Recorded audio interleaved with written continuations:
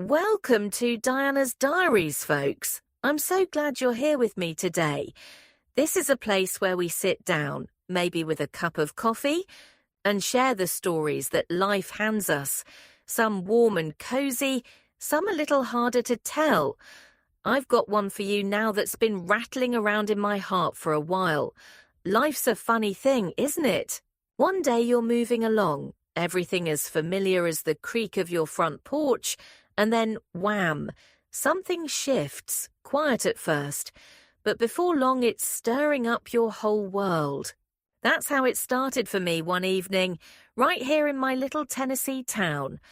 I'm Diana, just an ordinary gal with a story to share. So, pull up a chair and let's step back to where it all began. I'm Diana, and I've lived most of my days in a snug house tucked up against the rolling hills of Tennessee. My husband, Robert, and I have been together for years, raised two kids who've been the light of our lives. Our place sits right by a stretch of woods, old oaks and pines that sway gentle in the wind. Sometimes, when I'm out there on my own, I'd swear those trees are whispering to each other. Old tales from way back, secrets carried on the breeze. But I learned a while ago that the real mysteries aren't out there among the branches. They're closer than you'd think, hiding in the folks we hold dearest. It all started one cool fall evening when Henry, Robert's dad, rolled up to our doorstep. Henry's not one for frequent visits. He's been up in Kentucky for years, elbow deep in engine grease, fixing cars and keeping to himself. He'd called a few days before, said he'd be swinging by, but we didn't make much of it. Robert figured it'd be a quick hello, maybe a cup of coffee, and off he'd go. That night, I was the one to open the door, and the second I saw him standing there, something felt different. It wasn't anything big, no fireworks or thunder, just a little prickle, like a chill you can't explain. Henry's always been a quiet man, steady as the day is long, but there was a look in his eyes that caught me off guard. It was soft, sure, but deeper somehow, like he was carrying something he wasn't ready to say. He stepped inside, his boots scuffing the hardwood, and I waved him in with a smile. "Good to see you." "Henry," I said, keeping it light.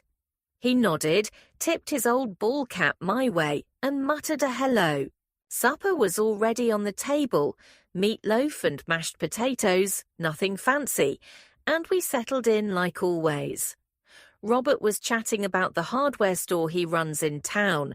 The kids were giggling over something silly, and I was passing the gravy. Henry sat across from me, quiet as ever, picking at his plate. It was all so normal, so every day, but I couldn't shake that little itch in the back of my mind. Every now and then I'd catch him looking my way, not staring, just glancing, and it'd linger a beat too long. After we cleared the dishes, we drifted to the living room. The kids scampered upstairs to bed, and Robert stoked the fireplace, the logs snapping and popping. He launched into a story about a customer who'd bought half the store's nails for some big project, and I tried to listen, nodding along.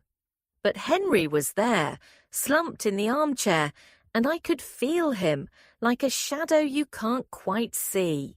I told myself to quit being foolish.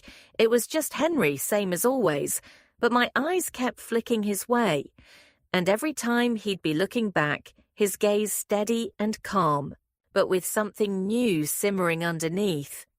It wasn't loud or pushy, just there, tugging at me like a thread I didn't know I'd pulled. I shifted in my seat, smoothing my skirt, trying to shake it off. "You're imagining things, Diana," I scolded myself under my breath. Henry's been part of this family forever. Robert's dad, for heaven's sake. But that look of his, it wasn't just polite or tired. There was a weight to it, a question maybe, hiding behind that soft smile he always wore. I couldn't put my finger on it, and that made it worse. The room felt warm from the fire, but there was a chill creeping up my arms all the same. The night stretched on, shadows stretching long across the floorboards. Robert finished his story, yawned, and stretched his arms. "Reckon it's time to hit the hay," he said, standing up. I nodded, but as I got to my feet, I felt this odd little pang, like I didn't want the night to end just yet. Crazy, right? I glanced at Henry, still sitting there, hands folded in his lap, and for a split second, I wondered if he felt it too. But I pushed it down, deep as I could, and followed Robert up the stairs. "Good night." "Henry," I called over my shoulder, keeping my voice steady. He murmured something back, low and soft, and I didn't dare look. Upstairs, I slipped into my nightgown and climbed into bed beside Robert. He was out like a light in minutes, his breathing slow and even, but I just lay there, staring at the ceiling. The house was quiet, save for the faint creak of the settling wood, but my mind wouldn't hush. Henry's face kept drifting in.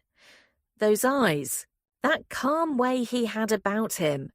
It wasn't like me to fuss over nothing, but this wasn't nothing. I rolled over, tugging the quilt up to my chin, and told myself it was just a long day playing tricks. "Get some sleep, Diana," I whispered into the dark. But sleep didn't come easy. I tossed and turned, restless as a leaf in the wind, and every time I closed my eyes, there he was. Henry, steady and quiet, like he'd taken up a corner of my thoughts I didn't know was empty. I tried to reason it out. Maybe I was just tired, worn out from keeping the house, chasing after the kids, keeping everything together. Robert and I had our routine, solid as the hills outside, and Henry was just a visitor, passing through like always. But that feeling wouldn't let go. It sat there, small but growing, like a seed buried in the dirt, waiting for rain. I didn't know what it was yet, didn't want to know, if I'm honest. But it was there all the same, whispering to me in the dark, and I couldn't shake the sense that something had shifted, something I wasn't ready to name. Downstairs, I pictured Henry by the fire, alone with his thoughts.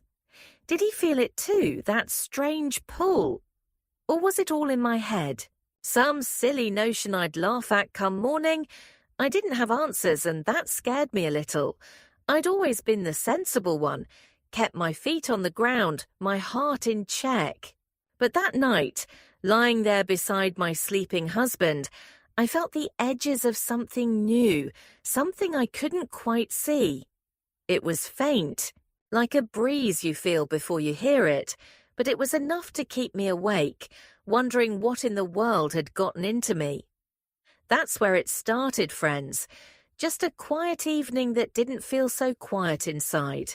I didn't know it then, but that night was the first step down a road I never meant to take. Stick with me on Diana's Diaries. We've got more to unpack. What do you think so far? Let me know below.